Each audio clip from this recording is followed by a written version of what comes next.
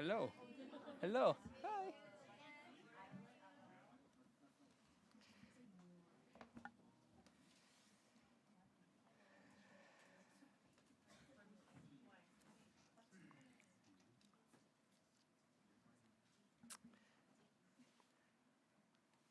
Today we're going to be in Matthew chapter 24, verses 15 through 28. Because Ian read it for us already, I'm not going to belabor and to reread it. I'm just going to go through it. I guess what I would like to say, today we titled The Great Tribulation. I was sharing with the guys yesterday. There's a lot of things that I've been learning, specifically regarding theology and even the principle that we learned in seminary, which was you formulate your theology from the text. You let the text say what it says, and your theology is formed from what the text says. And I think that there's a lot of confusion because we are taught systematic theology, and there's nothing wrong with systematic theology. The problem with systematic theology is when it starts to go against the text, you have to decide what you're going to say as what is true and what is not true. And I've been studying and looking at the text a lot and working through in my own mind and in my own heart what the text is saying. And I would say probably if you have conversations with me, you will know, but I've shifted a lot in my theology over the span of preaching Matthew. I would argue and say I don't think it's heretical in any sort, but I think there are a lot of areas that I would disagree with people that I used to agree with, and I think I'm just trying to mature in understanding what the text is saying and let the text speak for itself. And Matthew 23 and I would say on a broader scale, Matthew 21 through 24 has really challenged my understanding of God's word, not in the sense of like, is it inerrant or not? No, of course it's inerrant. But on the basis of how do we interpret this? And I hope that this message is helpful. I do want to help people understand that there is a general idea of what's happening with the text, but I also, like Ian had mentioned, how does this apply? How does the topic of eschatology, how the doctrine of the end times, how does this apply? What is the significance of eschatology? And I want to answer that question, and I want to save that. But I do want to deal with this text because this text is a very important. It's interesting because I didn't think it was that important until I started to study it, and then I started to realize, wait, this is really important. So I want to deal with this text. I did give it two headlines, two headings, sorry. Verse 15 through 20, I outlined it as the prophecy regarding the tribulation. And verse 21 through 28 is the Great Tribulation. So I did it in two headings, the prophecy regarding the tribulation, and then in verse 21 through 28, the Great Tribulation. Now, as you know, the Great Tribulation, there's a lot of different views of how people understand tribulation. Was there a rapture before the tribulation? Was there a rapture during the tribulation? Is there a rapture post the tribulation? And then what happens with the coming of Christ? And how does that fit with the millennial kingdom?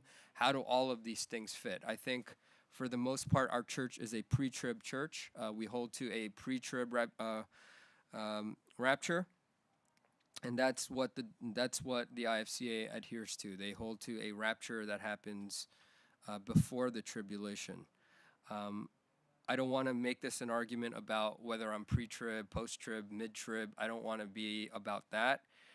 If you want and you are curious, I will give you my study as far as where my conclusions landed, and I will give you that a defense for whatever view that I hold. and you are more than welcome to read it and challenge me on it. But I'm still working through how this fits, and this is something that it was interesting because in seminary you're taught a certain way, to think a certain way, and then as I'm reading Matthew 24, I'm like, wait, those things don't fit. And then you start unraveling, and then you start to study and think for yourself, and then you realize, I think the text is saying this instead. And then it starts to become, this like search and study and panic, and it's like, wait, how does this all work?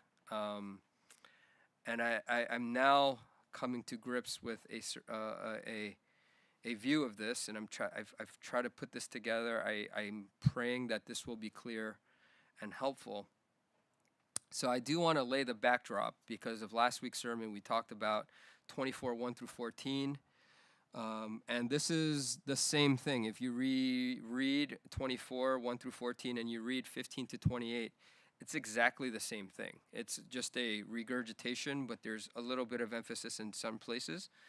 And the backdrop for 21, 15 to 28, or technically 24, 15 through 41, is actually going to be from one question. And that one question is chapter 24, verses 3.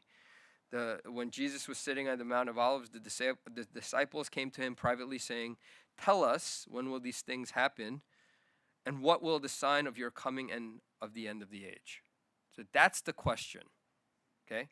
Jesus, tell us when the things that you state are going to happen. So when is the temple going to be destroyed?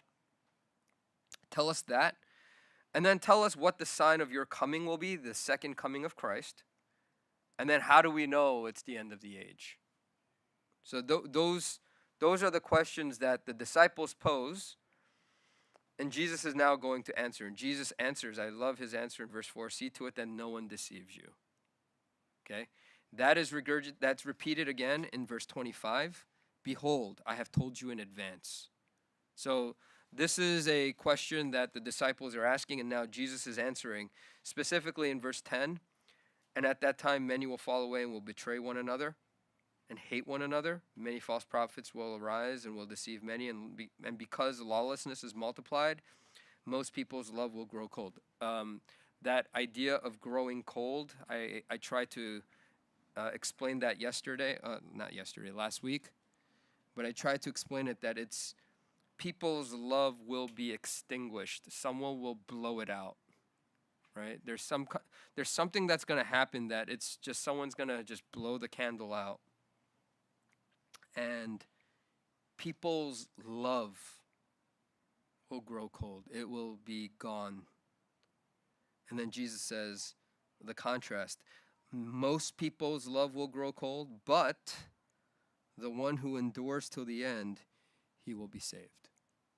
So there's this idea that a lot of people are going to fall away. Their love is going to go cold. They're going to betray one another. They're going to hate one another.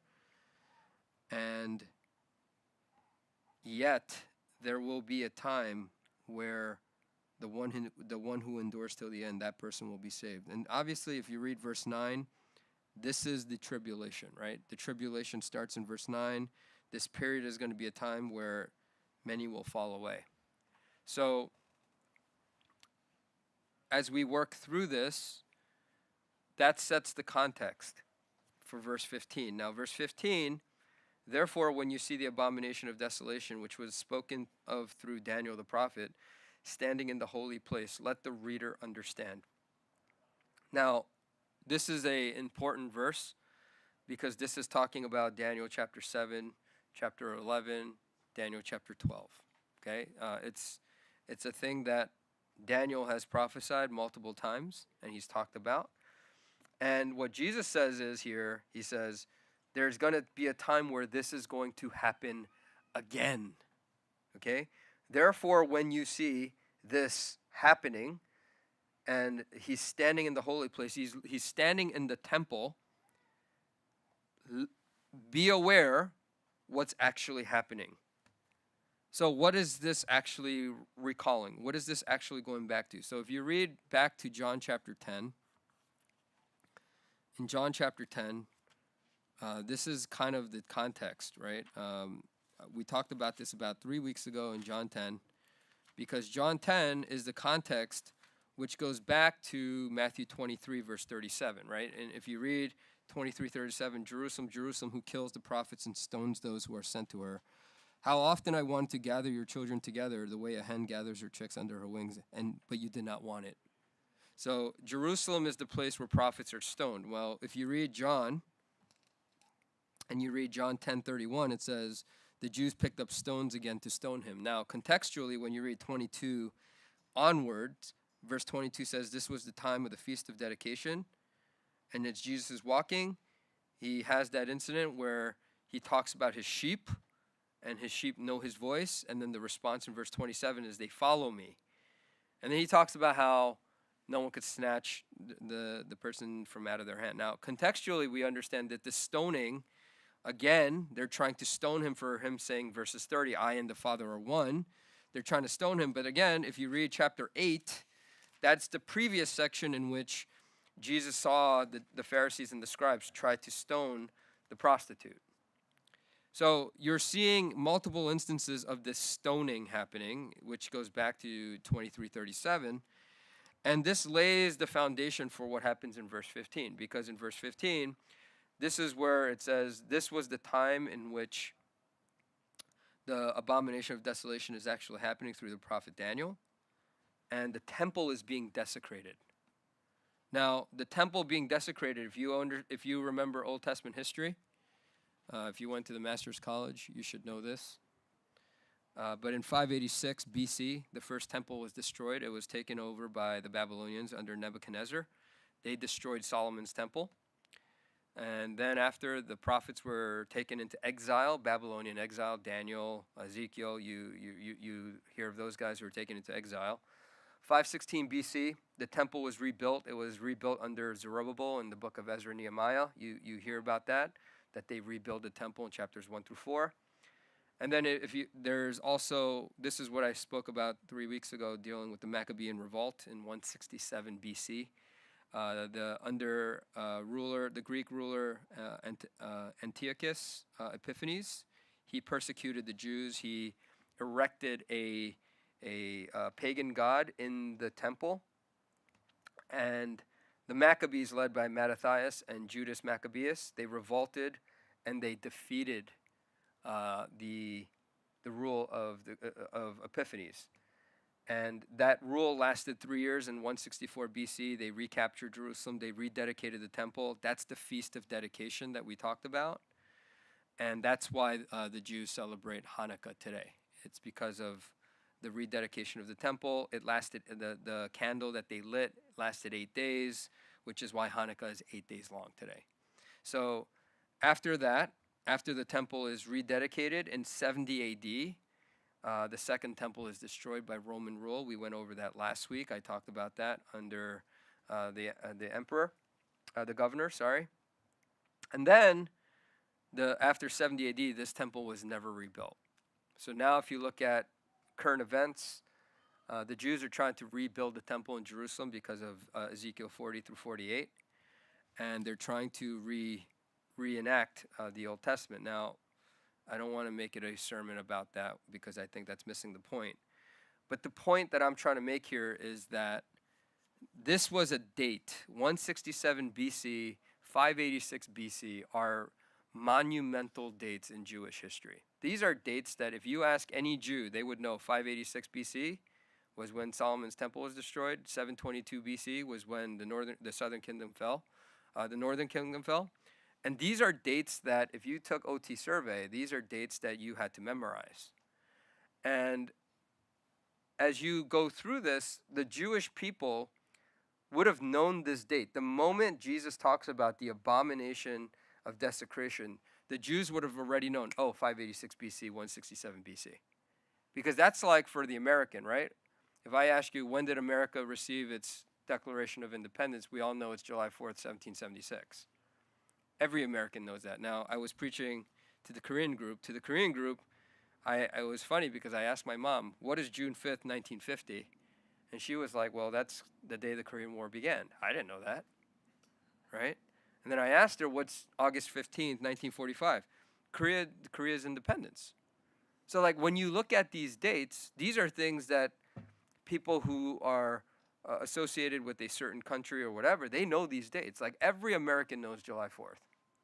We celebrate it every year, right? Some people might not know 1776. Shame on you if you don't. But the average American understands 1776 is when America won its freedom. This is how the Jews would have understood verse 15. The Jews would have known as soon as the abomination of desecration is in the temple, they're already getting flashbacks because they've heard it in their history, and they would have known exactly what Jesus is talking about. And when Jesus says here in verse 15, this is what's happening, this is what's going to happen, they would have known, okay, we need to be aware. The moment this happens, we need to follow through what Jesus says. Now, what does he say? Verse 16, then those who are in Judea must flee to the mountains. 17, whoever is on the housetop must not go down to get things out that are in his house. Whoever is in the field must not turn back to get his garment. So he's already telling them, the moment you see this happening, you run. Don't go to the cities because the cities are not safe. You run to the mountains. He's giving clear instruction. Do not go back and pack your bags. That's Jesus alluding back to Matthew 8:22, right? If you read Matthew 8:22, when Jesus says, follow me, some of his disciples say, hey, let me go bury the dead. Let me go bury my dad before I come follow you. And he says, let the dead bury the dead. So what he's actually trying to emphasize is, don't do anything else. If you see this happening, you run. And then he says in verses 19 and 20, but woe to those who are pregnant, those who are nursing babies in those days. Well, why woe to those who are pregnant? Because you can't run. Pregnant women can't run. Or they can't run fast. And then not only that, pray for those who are nursing babies. Why? Because if you add that with verse 20, not only is it hard to run with a baby nursing, but in verse 20, pray that your flight will not be in the winter or on the Sabbath. If you're nursing a baby in the cold, in the winter, you're going to freeze to death. Not only are you going to freeze to death, so is your baby. So what Jesus says is, pray that it's not in the winter. It's not that Jesus doesn't know. These are the funny things when you read commentaries. Like, when Jesus says, pray that it's in the winter, he might not know when the date is. No, Jesus knows when it is. Even though he says not even the Son knows. God knows, but the Son does not reveal it. But what it's actually saying is the focus is saying, pray that these things don't happen during this time because it could happen. And he doesn't want anybody to know exactly when that day is, which is why in 24:36 he says, but of that day and hour no one knows, not even the angels of heaven nor the Son, but the Father alone. Like, Jesus in his humanity doesn't know. But because he's God and he obeys the Son, he will do whatever the Father calls him to do. So even he's saying, pray that these things don't happen on these times. Well, the focus of that is saying it's going to be a very difficult time. So pray that it's not more difficult in the winter. Now, why is that a significant phrase? Why is that phrase, pray that it's not in the winter or on the Sabbath? Why is that important? Because if you think about even California, why are we the capital of homelessness? Because it's warm, right? As someone who lived in New York City, I remember in the winter there were homeless people, and with homeless people in the winter, where do they go? They go to the subways because there's heat and it's freezing. So they go and ride trains and they just sleep in the train and they just go around all throughout the city, and that's how they get by in the winter. Well, if you think about that, Jesus is saying the same thing. Like, because it's so cold, don't do anything. Don't pack. Just run and find shelter to the best of your ability and just hide. And he gives you pretty clear instructions. And then he says a very weird thing. He says, pray that it will not be in the winter or on a Sabbath.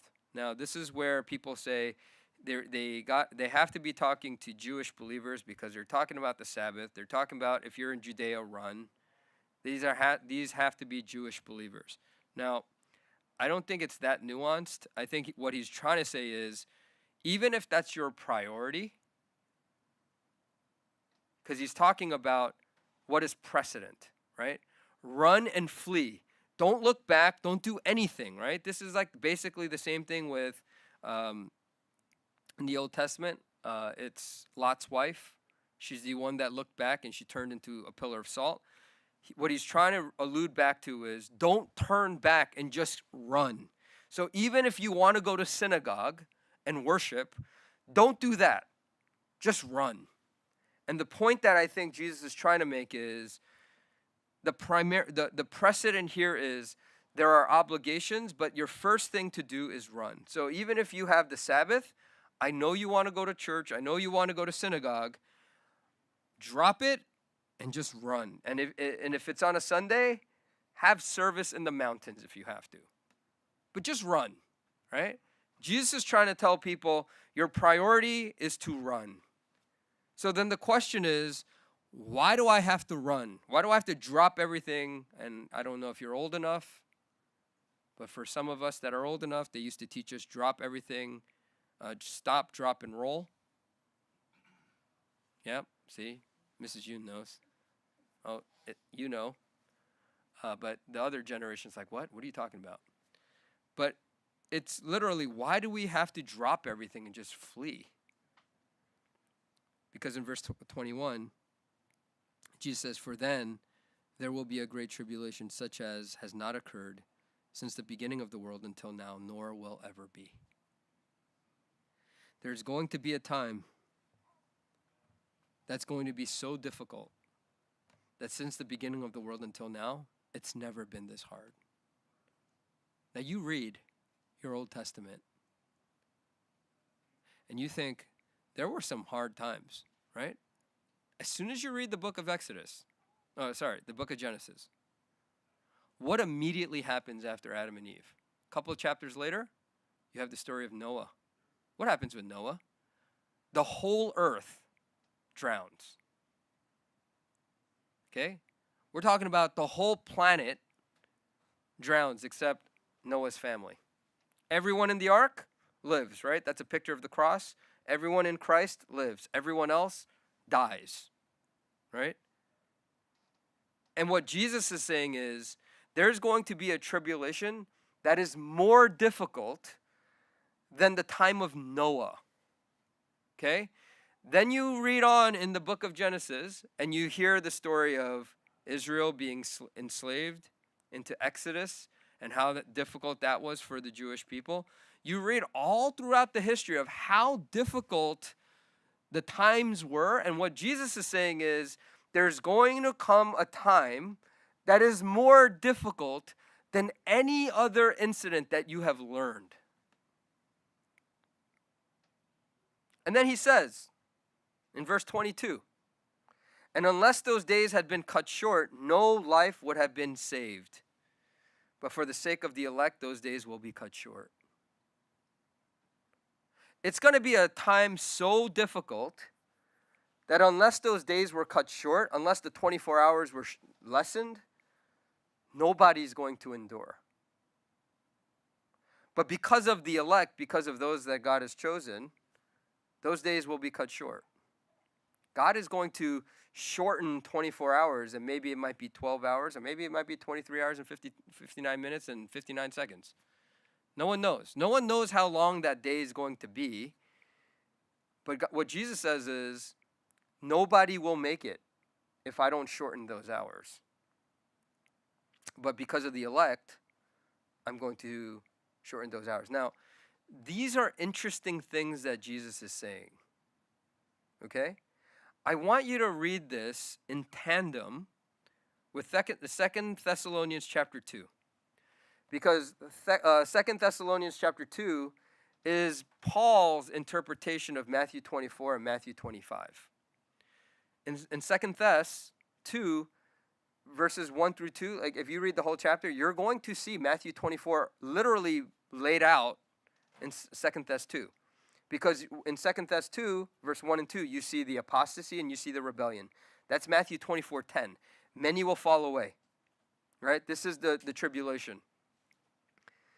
In verse 3, you're going to see the law of the man of lawlessness revealed. Right? You see that. Here in verses 11, many false prophets will arise and will deceive many. And because lawlessness is multiplied, most people's love will grow cold. This is the man of lawlessness revealed. The man of lawlessness will exalt himself in verses 4 through 7 in 2 Thess. Then you read in verses 8 through 10, Christ comes and destroys him. This is the coming of the Son of Man in Matthew 24, 29 through 31. The Son of Man will come. He will draw his people together. You see that in verses 31. You also see that in chapter 25, verse 32. So when you see Matthew 24, 2 Thess 2 is the outline of what Paul understands Matthew 24 to be, which is why I've outlined this together here in my notes. And when you read this, after Jesus talks about this and Paul outlines this, what is the great tribulation going to be like? That starts in verse 22 to 28, right? It's going to be a time so hard that no person will be saved if God doesn't shorten the days. That's how hard it's going to be. People are going to want to die, right? And one of the things that I learned as I was thinking through this, how do I explain a day where if God doesn't shorten those days, people won't survive? It actually caused me to read this book. It's called The Korean Pentecost. And for those of us who are of South Korean descent, this talks about how the Korean church was built. And this goes through all the pastors and all the people. There were the first 7 reverends in South Korea. They lay out those guys. And then they talk about Korean history, and they talk about a certain gentleman named Pastor Chu Gi-chul. He is a very famous pastor in South Korea. And he was a man that was pastor of a church in Pyongyang. And he was born in 1897. And he was arrested.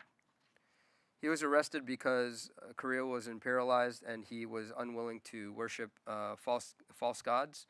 And they arrested him. And in August 1939, he was arrested for the second time after he was let go. And when he was arrested, his 80-year-old blind mother said to him, "Why are you leaving me and where are you going?" And it says here his children were crying, but in many of the cases of those who were unable to be faithful to the end, he was backed by a consecrated wife, his wife, who was praying for him. And it says she would not pray for her husband's release, but that the Lord would help him to be strong and of good courage to the end, and to be offered up a sacrifice in the altar of the Korean church. His congregation too backed him up with their prayers, not for his release, but that he would be faithful to the end. And when I read stories like this, and I read about the Reformation, I read about Polycarp, I read about Irenaeus, I read about Justin Martyr, I read about Tertullian, Athanasius, I read about the Christian church. The Christian church was built through the blood of martyrs, right? We know history by studying the American Revolution, the Civil War. We learned that America's freedom was built by people's blood. All throughout history, people died for freedom. It's no different in the Protestant church. People died, and the church was born from the ashes of people's martyred blood. And when you think about the backdrop of what Jesus is talking about here in Matthew 24, we have no conceptual understanding of what the church is. We read Acts 6, we read the stoning of Stephen, we read Matthew 27, Matthew 28, Jesus is martyred. All throughout the church's history, saints have been killed over and over and over again. And even in 2026, there are Christian martyrs dying in places all over the world that we don't hear of. People are dying for the faith. And as Christians here in the United States, we live in a bubble. We live in a world that has no conceptual understanding of the New Testament. We don't know what it means to suffer for the faith. We don't know what it means to be persecuted. When you go to third world countries and you hear the church that's born there, and you hear about the persecution and the type of life that these people live, like if you read of missionaries going in the 2020s to India and being burned and killed and all of these stories, we don't understand what that means, because in America, somehow we've bought into the American dream as being the gospel. And when we read Matthew 24 and we compare it to the American dream, so much of our preaching today is antichrist. Because the rhetoric that we see here in verses 23 to 26 is what Jesus is trying to tell the church is, don't believe when people come and preach Christ. Don't believe other people. Will false Christs and prophets will arise and will show great signs and wonders. They'll preach wonderful things. They'll do miraculous things. They'll try to deceive you. And Jesus says, behold, I have told you in advance. Don't fall for it. What are we not to fall for? Behold, he is in the wilderness. Don't go out. Behold, he's in the inner rooms. Do not believe them. Don't believe when other people come and tell you about the Christ. What are other people telling you about the Christ? That your life is supposed to be bountiful, plentiful, you're supposed to be healthy, you're supposed to do well. We're going to say that's Joel Osteen and friends. I would argue that's the same thing from our camp as well. The Reformed camp is just as guilty of the prosperity gospel as easy believism. Because so many people think that following Christ is about me having a nice house, me marrying a nice, good Christian man or a Christian woman, me being able to go to church and being healthy, and we think that's the Christian dream. Jesus is saying something completely opposite. It's almost as if America has been deceived by Satan and thinking, you know what? The American dream is what Christ wants for you. God has left America because American Christians think that I don't need to prepare myself for the end of days. I don't need to be worried about being persecuted. Because why? I'm a Christian. Why would the Christian be persecuted in America? Anyone who teaches that you don't need to prepare for the end of days, for this great tribulation, is antichrist.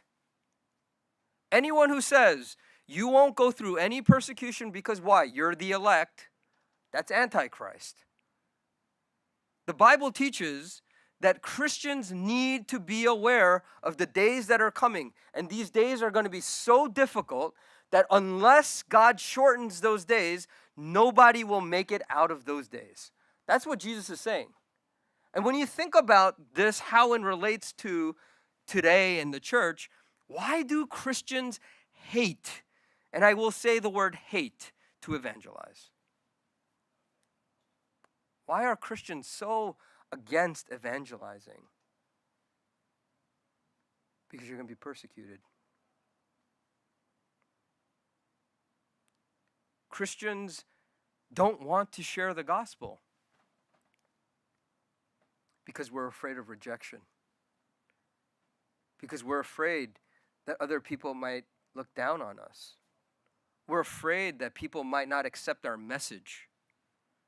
So what do? We tell ourselves, well, I'll do it tomorrow. And that tomorrow never comes. And Christians live lazy. Christians live complacent. Christians don't forgive. They say, I'll forgive tomorrow. Christians don't they don't keep their promises. They don't show up on time. They don't do any of these things. Why? Because I've bought into the Kool-Aid thinking that I'm entitled to tomorrow and there won't be tribulation. Because I don't really read my Bible. I don't know what it says. Therefore, I'm just going to believe what all the preachers say. And the preachers are going to say, you're saved by grace. You don't worry about tribulation. We're going to be raptured. What do we need to worry about tribulation? It don't apply to us. So that's going to be for somebody else. You don't need to worry about it. Read your Bible properly. Read it properly. Jesus is talking to his disciples. The disciples are the ones who asked him, tell us when these things are going to happen. And Jesus is saying there's going to come a time that is so hard for the elect. For the sake of the elect, those days will be cut short. So how do we say the elect are not going to go through this time? That doesn't make sense to me. It doesn't add up. It seems very clear that the church will go through the Great Tribulation. The church will go through this and they will suffer. We will face a time in which we do not understand or we can even conceptualize how difficult this time is going to be. It reminds me of Revelation 9. It's going to be a time where you're going to want to die and death is going to flee from you. And that's the depiction of hell. We're almost going to taste what hell is going to look like. And Jesus is saying, don't listen to any false prophet that arises that says this is not going to happen. You must be ready for a time like this. There will come a time. If you read Deuteronomy 28, read Deuteronomy 28. There's going to be a time when there's going to be no food. Remember famine and earthquakes? If you read Deuteronomy 28, there's going to come a time where there's going to be no food, and the only food you have is the baby that you have. And you're going to end up eating your own child because you're going to try to live. That's how hard times are going to be. And Jesus is saying, you need to be awake. You need to be preparing for this day. That doesn't mean you go to Walmart and you buy out all the toilet paper and all this nonsense that people are doing. You need to be awake. What does it mean to be awake? Read your Bible, pray, and do the things that God has called you to do while you can. It's amazing to me that Christians will say certain things and not live up to their promise. It's an astounding thing that we can say we are Christian and say we've been blessed by these things, we've been forgiven, we've been justified, we've been all of these things, and I can't keep my promise. I don't know how that works. But now I've come to realize after reading Matthew 24, now I know how that works. Because I'm not prepared. I'm not living my life every day thinking today is my last day on this planet. I'm always thinking there's a tomorrow. I don't need to forgive them today. I could forgive them tomorrow. Guess what? You won't be ready. How do I know that? Because I cheated and I read Matthew chapter 25. Because when you read about the parable of the 10 virgins, that's what it's talking about. But this is why when Jesus says, let your yes be yes and your no be no, what he's actually saying is, you don't have tomorrow. You don't know when tomorrow is going to be. You don't know if Christ comes back tomorrow, and today is the last day that you have on this planet. Which is why you have to settle everything today. If you got into an argument with someone, forgive them today. If you say you're going to do something, do it today. If you say you're going to be that person, do it before it's too late. That is a person who lives in light of eternity, A person who is living for today, understanding that my worship to God is for today, my thankfulness to God is today, my gratitude, whatever it is today.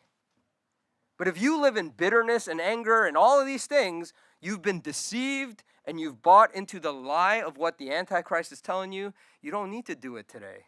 You have tomorrow. Why are you going to kill yourself and do that today? Why are you going to evangelize today and kill yourself? Evangelize tomorrow. It's probably going to be cooler tomorrow. Today's too hot. It's 110. Why are you going to go out and kill yourself? Go when it's 95. I don't have water. How can I go out and evangelize? Yeah, you know what? Just do it tomorrow. Go get a bottle of water. Go figure it out tomorrow. This is how people reason. But what Jesus is saying is, what if there's no tomorrow? And today is all you have.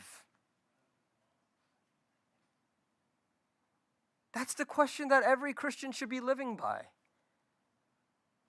If tomorrow doesn't exist, how will you live your last day on this planet? How will you live? I had the fortunate opportunity to be a hospice chaplain. And I had one gentleman that I did his funeral. He had 6 months to live. He had pancreatic cancer. He had 6 months to live. And I asked him, what are you going to do with the last 6 months of your life? And you know what he said to me? I'm going to renovate my home. I said, why are you going to renovate your home? And he says, because when I'm dead, I want my family to have a place to live. So this man was if you know anything about pancreatic cancer, it's the most painful cancer you will have. It is the most agonizing cancer. This man had stage 4 pancreatic cancer. It's full blown all over his body. It's killing him. And he can't move. This man has to be on so much morphine that I didn't know a person could take that much morphine. But he's on a full plethora of morphine, and he's renovating his house every day. I visit this guy every week, and he shows me, look how much work I did. I just did the bathroom. I did the retiling of the bathroom. I refloored everything. Every month goes by, I did the floor in the living room. I did the kitchen. I did the lights. I did the electrical panel. And I'm like, you're an unbelievable man. And 6 months goes by, and he passes away. I did his funeral. I did his bedside. The wife called me and said, I think my husband's dying. The nurse called me and says he's dying. His oxygen is down to 83%. And once your oxygen is under 92%, you're dying. And he was dying, and I went over to his house in Ontario, California, and I was just sharing the gospel with him. He was just saying, I know where I'm going, and that's why I had to do this before I die. I wanted my son and my wife to have a place to live, and I wanted them to remember what I did trying to do before I died. I want them to know that I want to take care of them even though I'm dead. When I remember stories like that, it helps me to realize I should never take any day for granted. If I knew exactly how many more days, and I was listening to somebody and they actually said something that was thought-provoking. And he's like, I'm 60 years old, now I know I have about 1,000 Saturdays left. Think about that. You're keeping count how many Saturdays you have left, how many more weekends you have left. And I think I'm getting to a point, maybe not 1,000 Saturdays, maybe I have 3,000 Saturdays. I don't know how many Saturdays, I'm not doing the math yet. But it's humbling to realize there's a finite amount of days that I have left. The question is, what are you doing with it? Are you living your life with time just passing by? And you're just dead. Or as you read Matthew 24, Are you following Christ? Are you prepared for when he comes back? Are you living in light of eternity, understanding that all my days, I don't have an exact number of days that I can count. I don't know when he's going to come back. But when he comes, I will be ready. Because that's how the believer should be thinking. The believer should always be awake, understanding. If there's somebody I need to forgive, I forgive them. I don't care if they don't forgive me. I forgive them. Why? Because I have to reconcile that within my heart. If there's somebody that I'm upset with, if there's somebody that I want to just unload on them, how are you resolving those things? Are you living thinking that I have tomorrow, which is why I become complacent and lazy? Or are you saying, today might be my last day? If you think that way, there's no way you're going to go to sleep thinking, I'll just figure it out. See if I really die in the morning. That's not how people think. Even Steve Jobs, when he was dying, Steve Jobs said, I wish I could have 5 more minutes. He's not saying, I wish I could have $50 billion. I hope the Apple merger goes through and, I hope I get billions of dollars on top of it. He's not thinking about that. People are talking about time. I wish I get more time. And my question to you is, what are you doing with your time?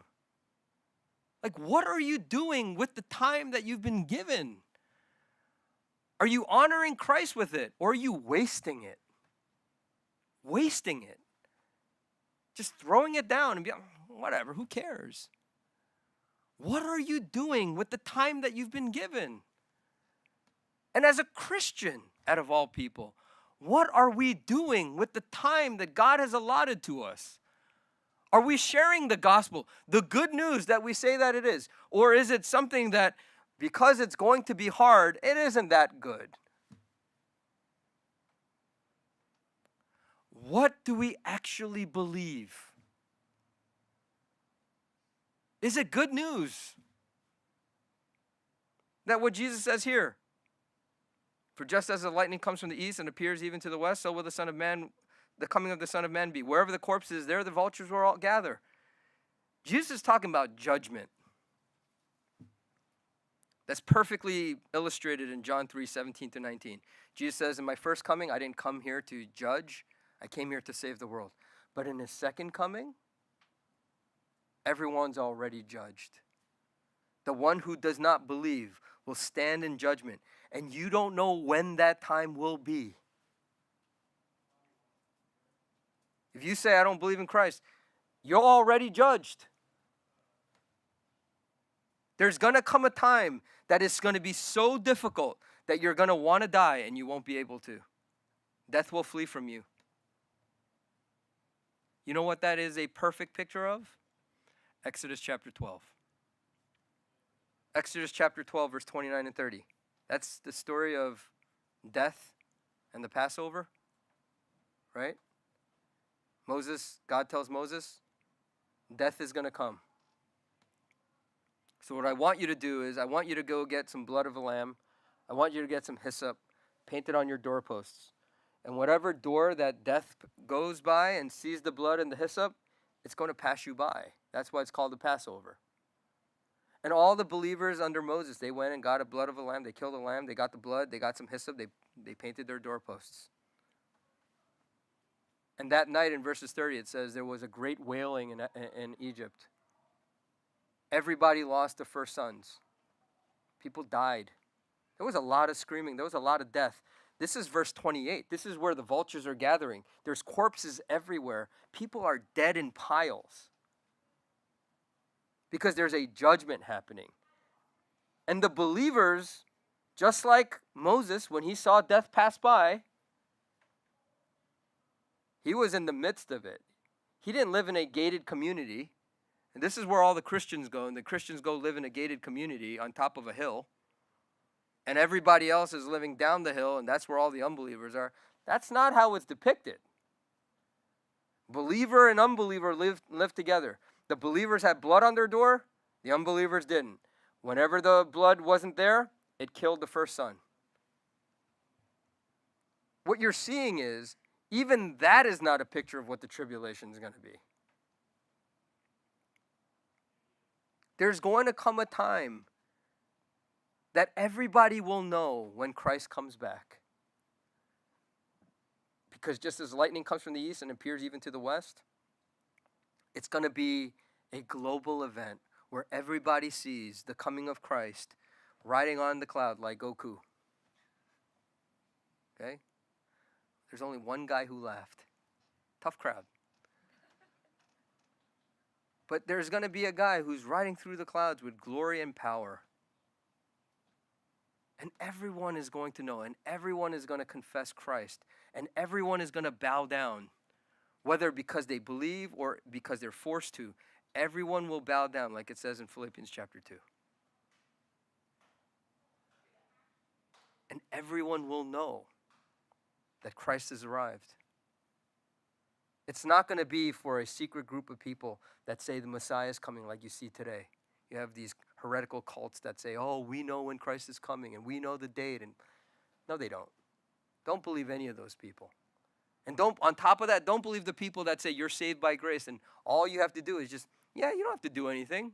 You don't need to prepare. What do you need to prepare for? You're elect. No, it's going to come a time where everyone is going to be tried, but the one who endures, the one who is clinging to Christ every day of his life, every day he has fellowship and communion with Christ. Every day he's praying. Every day he's reading. Not because he's forced to. Not because someone stuck a gun to his head. Because this person recognizes who Christ is. I'm living every day in light of the gospel. I'm living every day understanding who Christ is, what he did for me, and how he rose from the dead. And that's my joy and satisfaction. That's my comfort. That person will be ready when the day comes. He's not going to have to run to Walmart to go buy some oil for his lamp. He has his lamp ready to good to go. He has all his batteries charged. He's ready to go. But there are going to be a lot of people who are not ready. There's going to be a lot of people that you thought were ready that are not ready. Because externally, they have it all together. They have all the things that you need. The prototypical Christian, you would say, oh, it's that person, and they're going to go to Walmart. And that at that time, the Savior is going to come, and they're going to be left behind. What you have to understand is, you have to be ready. You have to be ready. Your heart has to be ready. And you have to understand that the Christian should be ready for persecution and suffering. That's how God prepares us. He gives us suffering and hardship, not so that he can make you miserable. It's so that your heart would be ready, so that you're clinging to Christ through these difficulties. That's why he gives you hardship. Why? So that when this time comes, you've had a small snippet of what that looks like. When you lose your child, you lose your wife, you lose your husband, that's a small glimpse of what the tribulation is going to be like. That's why we go through these things. It's not because God hates you. God is trying to prepare you. And this is why the Christian has to learn how to rejoice, how to be thankful. Instead of saying, Lord, how can you take away my child? I only had 300 days with him. Lord, thank you so much you gave me 300 days with him. I would have never known who he or she was had you not given me those 3 days. I would have never experienced what it meant to be a mom or a dad had I not had those 300 days.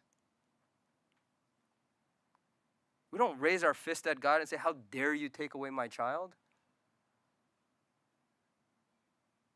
That's not the attitude of the believer.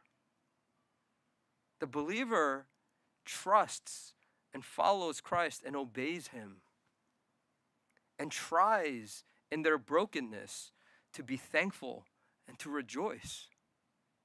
That's the believer. That's the only way you're going to endure. That's the only way you will endure. Is to cling to Christ and to throw yourself at him.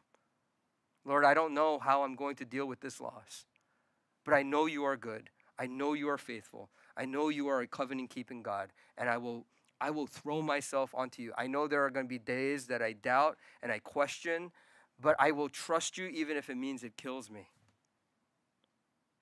I'm reminded of this story because on the last days of this pastor, when he was basically dead, he was starved for 20 days. He had basically skin and bones.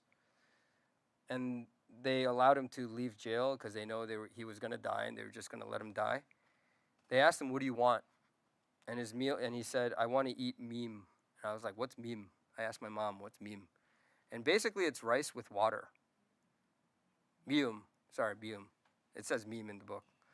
So I asked, what's meme? And my mom said, it's basically like porridge, chuk, but it's more water than rice. And the reason that he wanted that is because his body would not be able to digest the food. It would kill him. So he asked for this, and eventually he dies. But the question that they asked him was, what concern do you have? And his response is, I'm going, but what of the Sangchunhyun sheep? I'm going to the Lord and pray for the Sangchunhyun church and for the Korean church forever, so be at peace. He says, I know where I'm going. I'm going to die, and I'm going to go to heaven. But what about my church? And when you think about this, it helps you to understand what the Christian should be focused on.